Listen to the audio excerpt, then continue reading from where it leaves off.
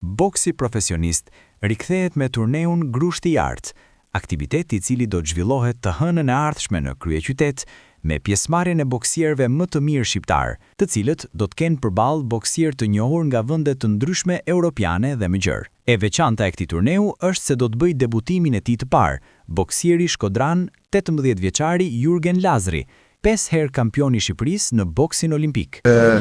Ne po përgatitemi po fajm stërvitje intensive, e cila ka filluar këtu 2 muaj përpara për këtë aktivitet. Jurgen Lazri tashmë ndihet është një nga boksierët më të mirë në Shqipëri, i cilësuar. Boksieri më i mirë i vitit, për 2025 është mosha tona më dhe është njëkohësisht 5 herë kampion kombëtar.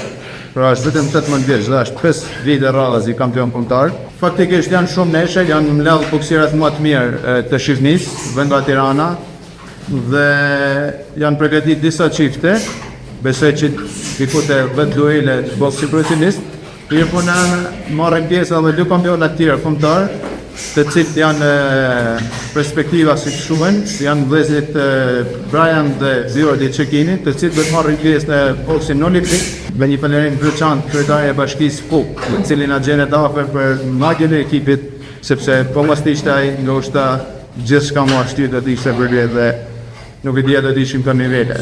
Vet Lazri, i cili vetëm 2 ditë më parë mbushi 18 vjeç, përballjen me kundërshtarin e tij, kampionin nga Turqia, po e pret me padurim për ta nisur me fitore debutimin e tij të parë në boksin profesionist.